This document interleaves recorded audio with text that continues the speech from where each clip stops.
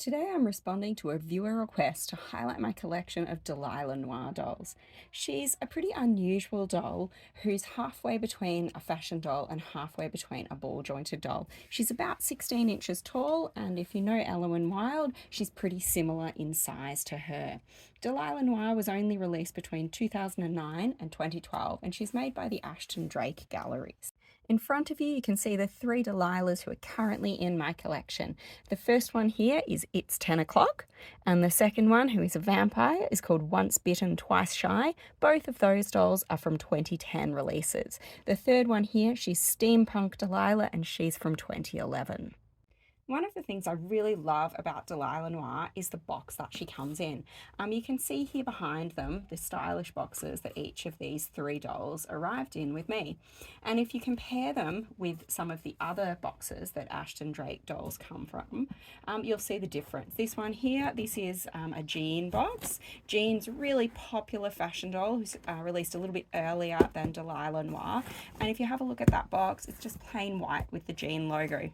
It's fairly classy, but not super exciting, not great for display. Some of the other dolls come in these Ashton Drake branded boxes. They're white like this.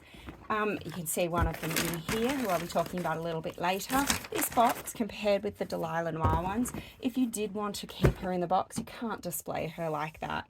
So I really love that about the Delilah Noir boxes, that you can open them up, but you can also put the dolls in there to protect them and display them if you want.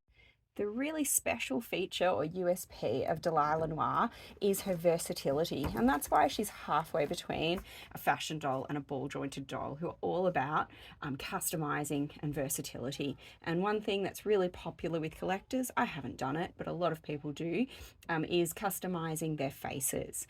But when you buy one, the vast majority of Delilah Noirs, they come not only with what you can see these dolls dressed in, but with a whole second set of clothing, wig, and even feet in many cases. So this one is for the Once Bitten, Twice Shy doll. So I've actually dressed her in a combination of the items that she came with. She's got her vampire styled face.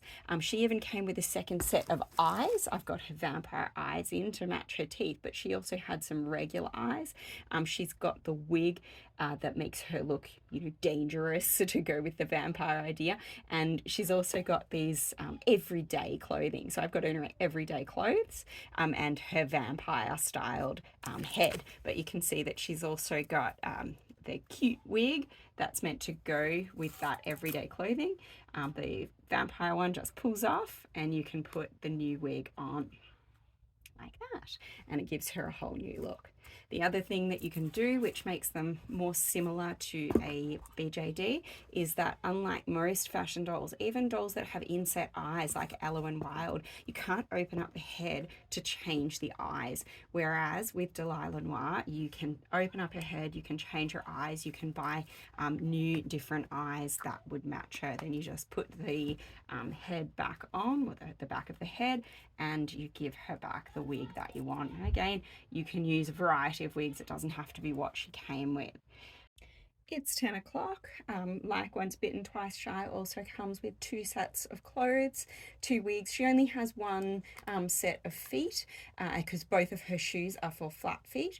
Like the other doll, I've got her dressed in a mix of the things that she came with.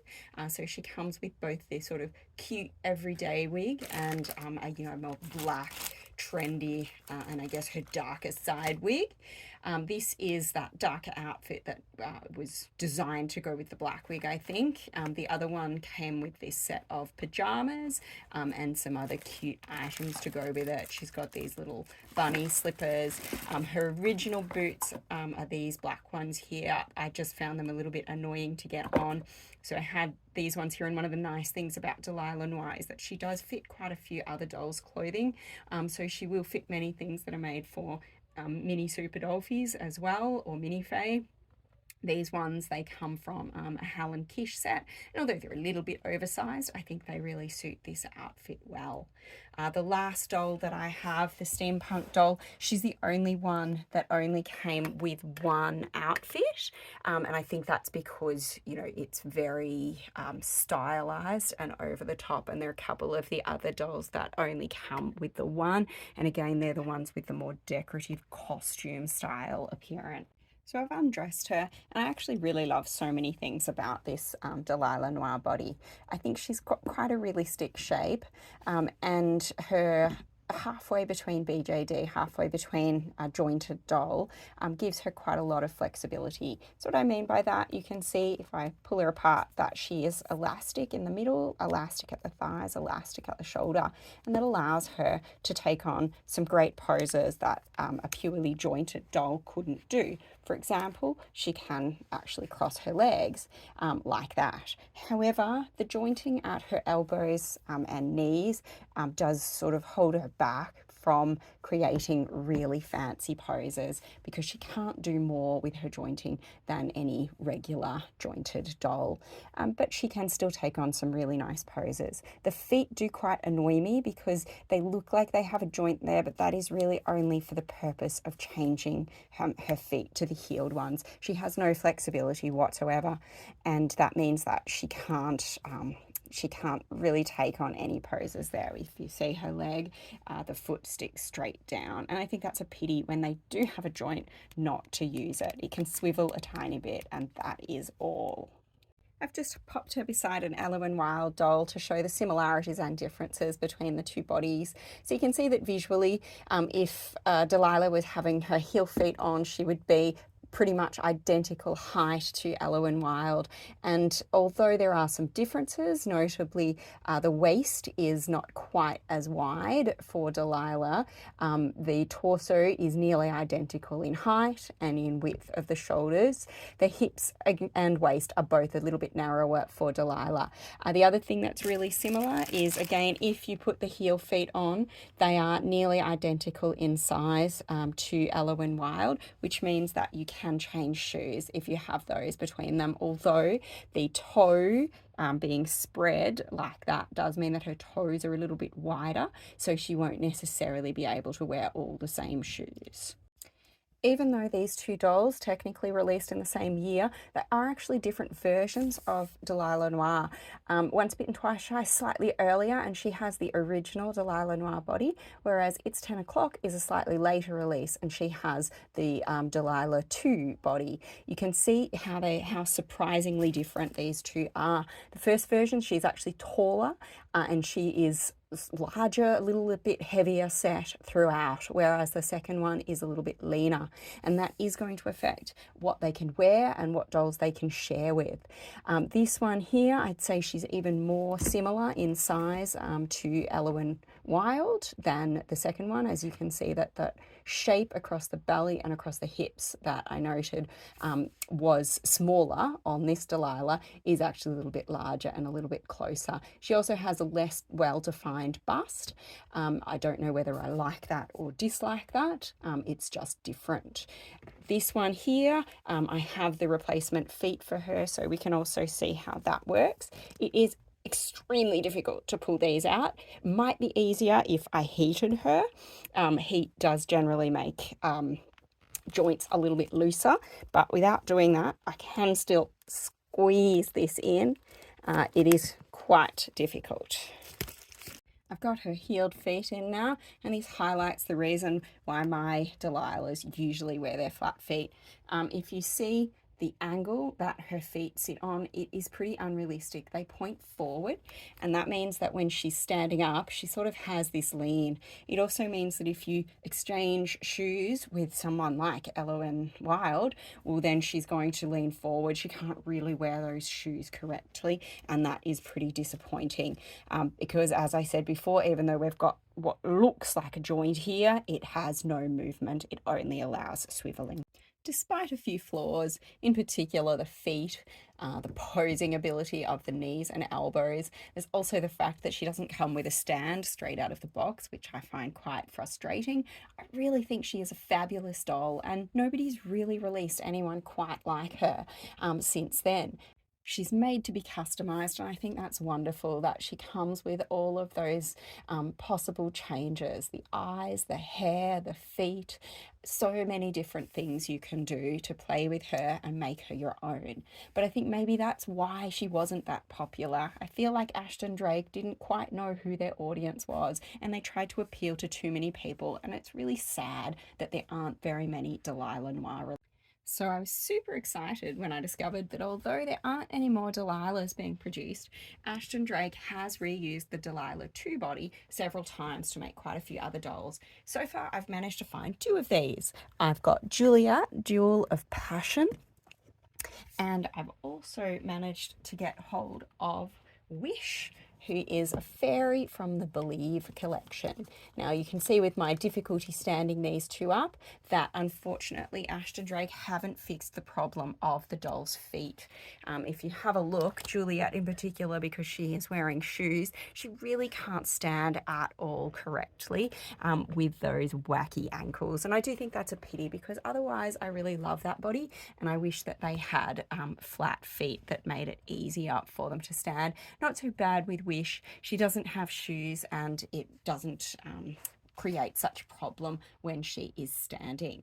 On the plus side, Juliet did come with her own stand, and that's really good. But oddly enough, Wish didn't, even though she's the most recent of the releases. So I'm not sure why they changed that. One thing I did notice when looking into these dolls was the liberties that Ashton Drake seems to take with their product photos. I really was shocked when I saw the difference between the actual release dolls and the picture that they presented.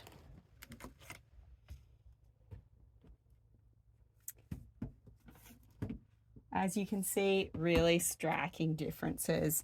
And so I do encourage you, if you're going to buy one of the Ashton Drake release dolls, to look at user photos rather than just the product photos when choosing them, because with some of the others as well, the differences have been striking to shocking. As well as these dolls, I discovered that Ashton Drake also has several other 16-inch vinyl dolls that are available on the market. These ones are not jointed. They don't use the Delilah body, unfortunately, which I do love, but they are exactly the same height. I think there are some elements that are the same, and I got really excited when I found these because they're actually quite cheap. These 2 I managed to pick up for only about $40 on eBay, and I'm hoping that we're going to be able to change their clothes and find that they are pretty versatile fit with Delilah and give me some more fashions that they can wear. I also noticed that they seem to share the same face sculpt as Juliet, which I found interesting. Like with Juliet and Wish, I found that the difference between the product photos and the actual dolls for these 2 was again striking and fairly shocking. They did come with stands, which is a really nice feature. I didn't have very high expectations for these dolls, but seeing them without their clothes is still pretty disappointing. As I was undressing them, I realised they had jointed knees, and I wondered if they would feel nice, but as you can see, they barely bend at all. May as well not have a joint. The plastic is really lightweight and cheap feeling, unlike the Delilahs, who have that really nice vinyl feel. The faces, they are very pretty, especially like this one, but honestly, it's not enough to make them dolls worth keeping. So let's look at their clothes.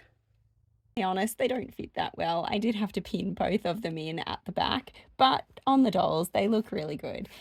The quality I don't think is quite as high as many other dolls' clothes, and the shoes definitely didn't fit, although I do think that they'll fit some other fashion dolls as they're just a little bit too small. All in all, if you're looking for a 16-inch fashion doll from Ashton Drake, I really do highly recommend Delilah Noir. She's a beautiful doll. She's got a lot of versatility and wonderful jointing. The other dolls in a similar size for Ashton Drake just don't live up to that. Pretty face, but to be honest, Delilah's face is prettier anyway, and everything about the Delilah doll is superior as well. But for some extra clothing that I think suits the styling of Delilah Noir pretty well, do look and have a go with some of the other dolls because I think they're worth it if you can find a great deal.